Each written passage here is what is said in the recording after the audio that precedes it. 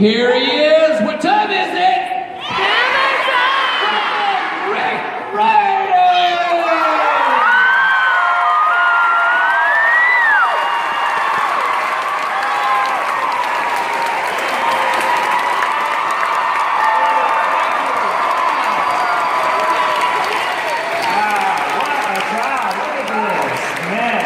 I knew we were in the right place today when I saw that new Viking stadium. That stainless steel long shit, that's pretty cool. I'm going to be whirling that into battle pretty soon. Well, I thought tonight what I would like to do, and it's great to be back in the Twin Cities area. It's been far too long since I got to come and visit with you guys. I thought what I'd do tonight is just give you a little bit of a rundown on what I've been up to the last year or so. It's been a really busy 2016. And then give you a little look ahead. What can you look forward to in 2017? And then my favorite part of any presentation is always talking to you guys directly and hearing what you want to know. So if you have questions, you guys up there too, we're going to have microphones out later in the program. So be thinking about anything that you want to know, and we'll have a little conversation and see where that goes. So, as we know today, well, I have to tell you, I was in, where was that? Birmingham? We were doing the show at a high school, and the theater club was out practicing in front of the stage while we were testing out the PowerPoint, and one of the girls looked up at the screen with all the different icons and said, "Oh look, it's my childhood." That's a great honor to be somebody's childhood. That's pretty cool. Well, tonight, of course, we're here because it's the Hammer of Thor tour. Yeah. And if you're wondering where the Hammer of Thor is, you can all relax. I found it. I found it in Norway, and I'll tell you a little bit about how that came to be in a second. But as I said, it's been really, really busy. This week we have been going on a tour.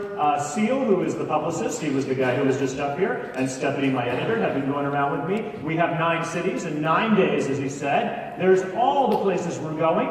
You guys are right in the middle of the tour, or as I like to say, the apex. You are the high point, right there.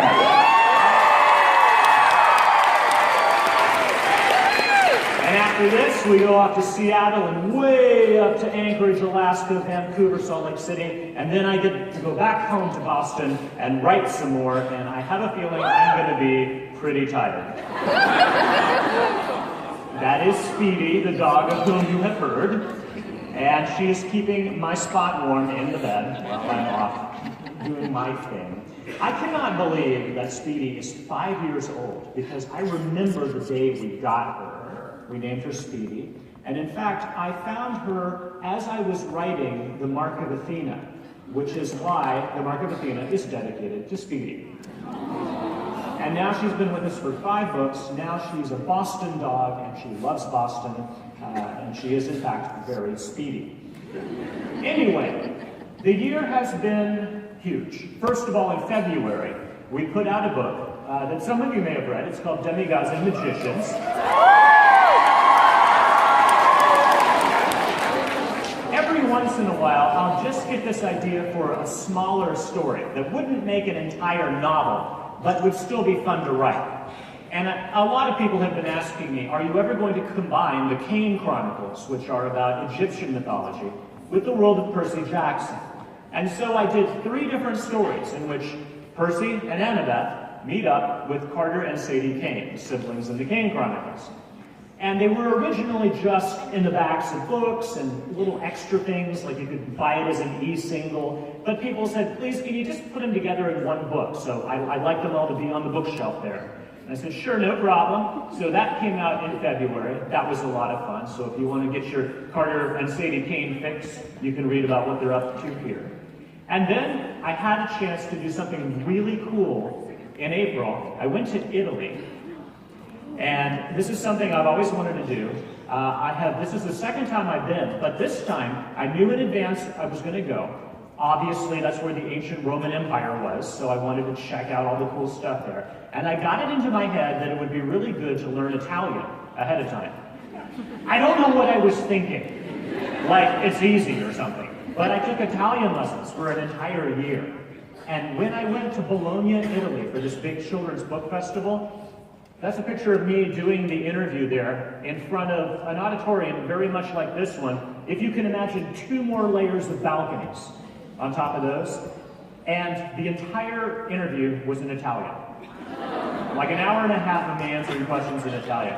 I have no idea what I said. I hope it was good. It was probably just like an hour and a half. Yes, I like gelato. Yes. Yes, pizza is good. Yes. But we had a great time. We met some old friends. There's Apollo and Artemis. We ate lots of bread.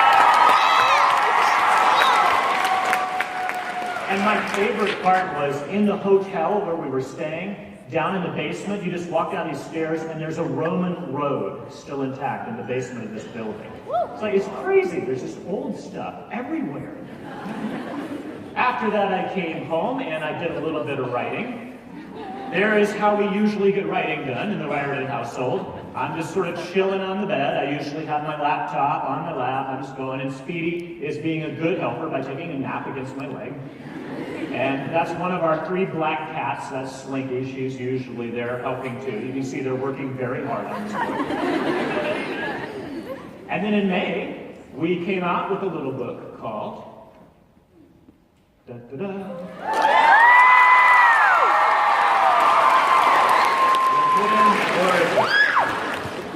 know, you would think by now I have written every possible thing you could write about Greek and Roman mythology, right?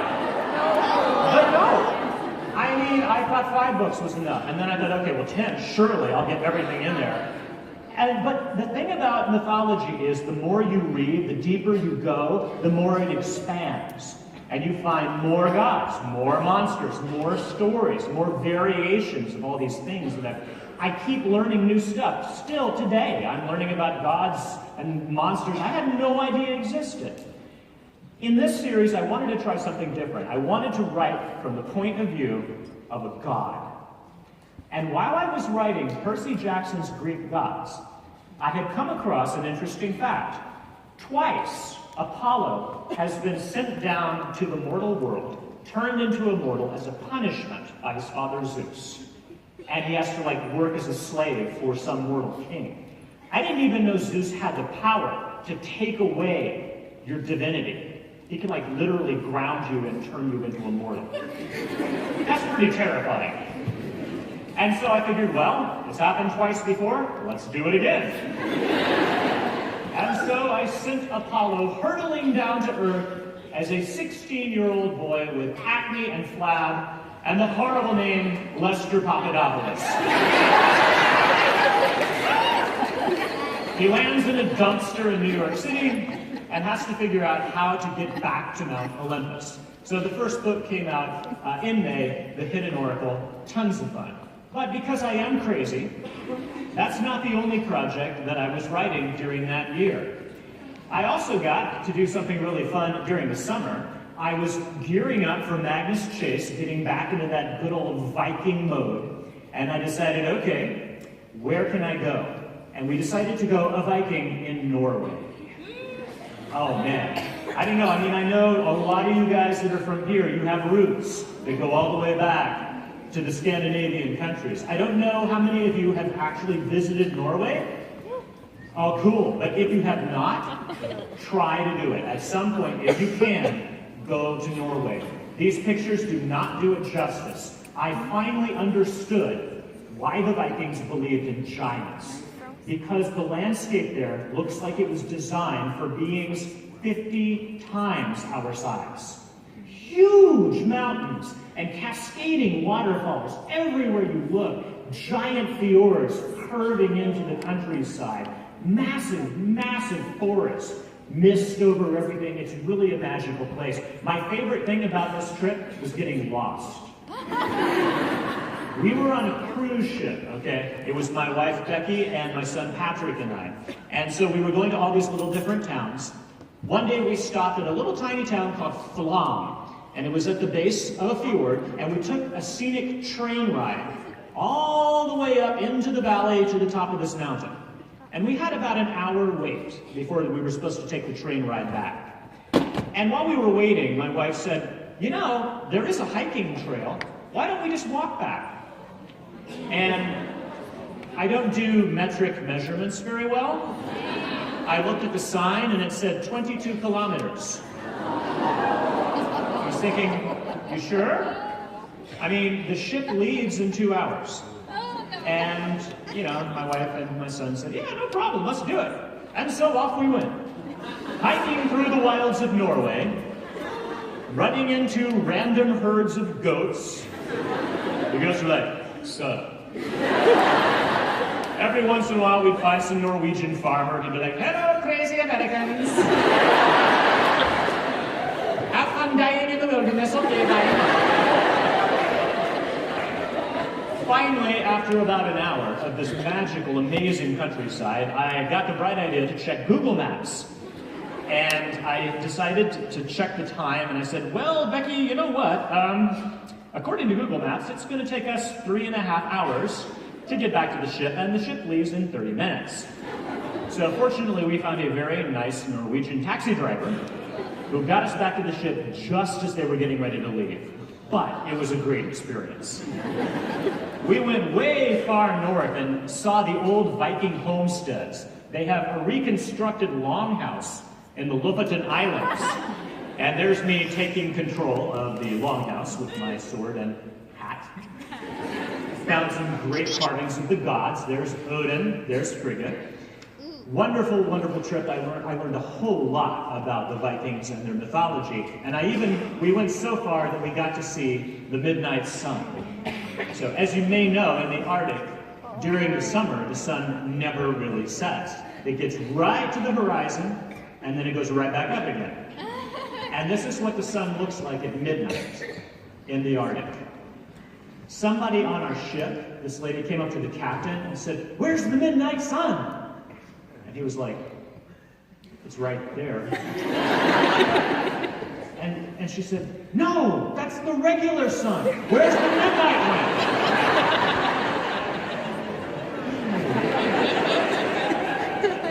Oh, no. But it was a great trip, and when we got home, Speedy, of course, was very glad to see us. Also in August, we had this come out, The Guide to the Norse Worlds.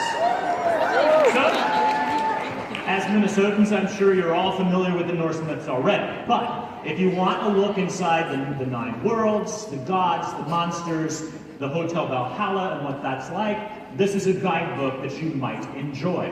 And then, of course, tonight, we're here for The Hammer of Thor.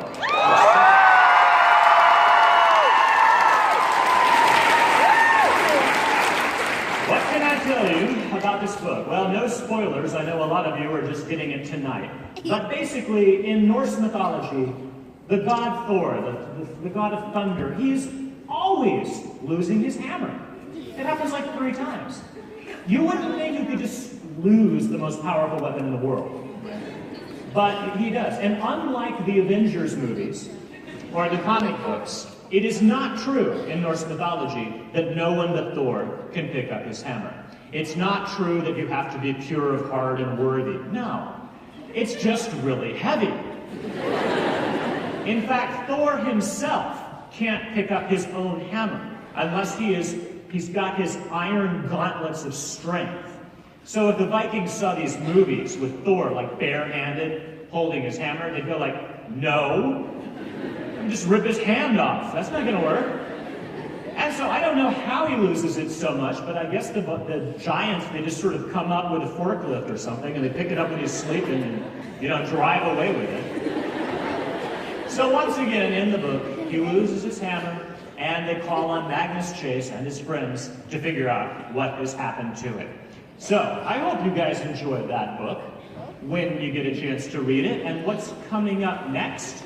Oh, tons of stuff. In 2017, first of all,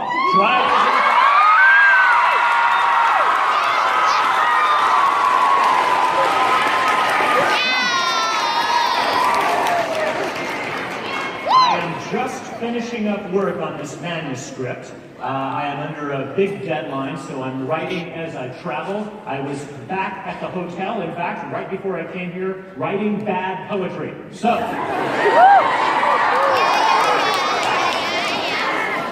Apollo will be back in this book, poor Lester Papadopoulos, trying to find another ancient oracle that has somehow stopped working. He's got to figure out how to get it working again so he can get on Zeus's good side and hopefully one day become a god again. So, we'll see how that goes. Also coming out next year, we have this book, Camp Half-Blood Confidential. Now, what's this about? Okay, this comes out the same time as The Dark Prophecy. Kind of like the Guide to the Norse World, this is one of those sort of extra ancillary titles for those of you who just really want more information about Camp Half-Blood. It's chock full of smaller stories, little glimpses, little Easter eggs of what it's like at camp. There's a story by Travis Stoll.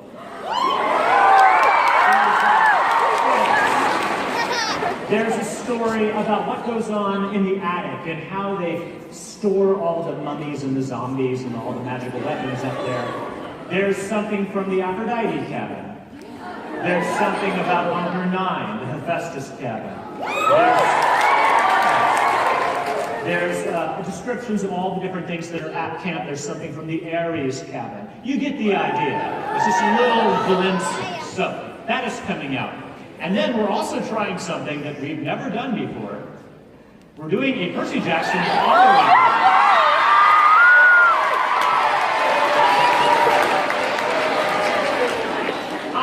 I really like coloring books, I have to confess.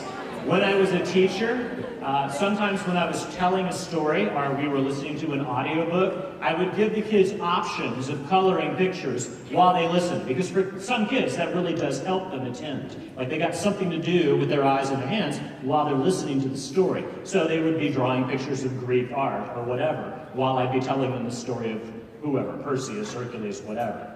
And so, I'm happy to say, if you are a coloring fan, you will have a chance to get this in August. And I know a lot of you are thinking, how do you do all these books? It's like, it's inhuman. Do you have like an army of ghostwriters? No, not really. It's just me. I'm the one that's writing the books, writing the short stories. The only things I don't write myself are things like this, the coloring book. I wouldn't have a clue how to write the coloring book. So my editor helps me with that, and the Disney staff. And stuff like the glossary. No, I don't write the glossaries, so, but everything else, yeah, it's just me. I'm crazy. I like to write. And of course, this time next year, we'll be talking about Magnus Chase 3.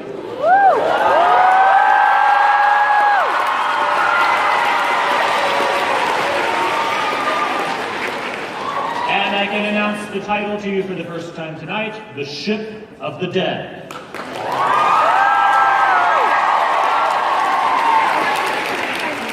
Just FYI for you fangirls and fanboys, no, I don't mean ship as in a relationship. I am not taking two dead people and shipping them because they'd be so cute together.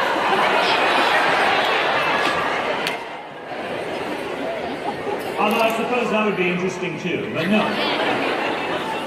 If you've read The Sword of Summer, you probably know that there is an actual ship of the dead that is this thing that they have. And yeah, it's made out of the toenails and fingernails of corpses. Yeah, so definitely don't book a room on that one.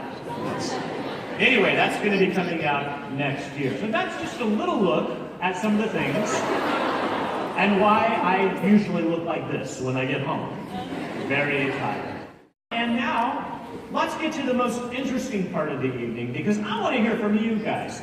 And what do you want to know? What's on your mind? What are your questions? I don't know really, because that's like asking who's your favorite child, It's like, I like them all for different reasons. As I mentioned though, I am very, very proud of Percy Jackson's Greek gods and Percy Jackson's Greek heroes, just because they're so beautiful. Huge, big, fully illustrated books. I really am kind of partial to those. Probably Orpheus, the musician. That's because I play guitar myself, not that well, but I relate. And I like the fact that he's the only hero who relies on music, not his strength or anything like that. He's just really good at music.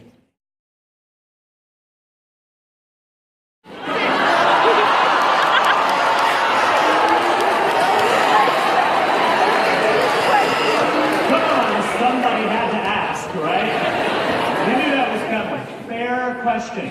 The short answer is I've never seen them.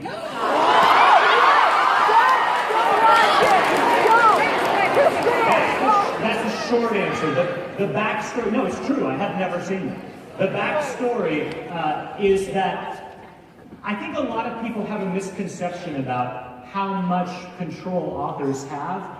99.9% of the time, authors have absolutely no input. No control. And no, J.K. Rowling did not. She cooperated. But in fact, just recently, when they did the movie for Fantastical Beasts and Where to Find Them, she got veto power over the script. And that was headline news, because no author in the history of ever has had that much control. She did not have that much control over the Harry Potter movies. She did not pick the cast, and she said that herself. People think she did, but she did not. The difference is sometimes the directors, sometimes the producers, they listen. That's the difference. Sometimes they're in sync and they really get it. Most of the time, that's not the case. So with me, my deal was pretty much standard. They said, oh, absolutely, don't worry about it. We'll make it completely like the books. We'll do a great job. You don't need to worry about it. We love these books. And I just kind of have to say, okay. And they showed me the script. And I looked at it. And they said, do you have any suggestions? I said, yes. I gave them about 20 pages of suggestions. Did they take the suggestions? Not so much, no. But you know, at that point, what can you do? I mean, I don't control it. They don't want the author to control it because, frankly, most of us don't know a thing about making movies, and I certainly don't know a thing about it. So I can suggest, but at the end of the day, it's the studio. And so I had to say, you know what? I don't know if I like the way this is going. I'm just going to go over here. Bye! And so that's where I said, you know, I can't control the movies. I can only control the books. So all I can tell you is I'll try my best to make the books as good as I can make them. But I can't do anything.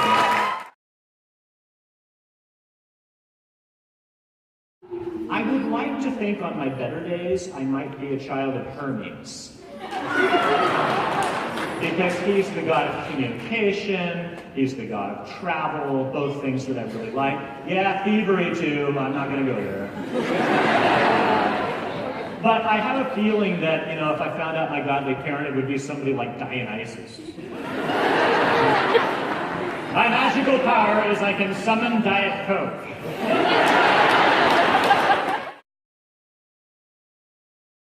Sure, tough one.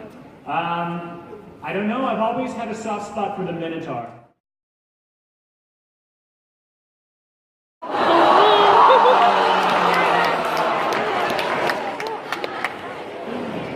Wait, you mean I'm supposed to regret some of them? Obviously. I would kill them if I regret, no. I mean, okay, here's the thing, you know. The thing about the books is that when you're writing this story, the stakes have to be high. So if there was never anything bad that happened to good people, that would be pretty boring. I mean, I don't know that that would be very exciting, and you wouldn't really buy it, that there was something at stake. So everybody can't live. I think, actually, I've been pretty good about not slaughtering main characters.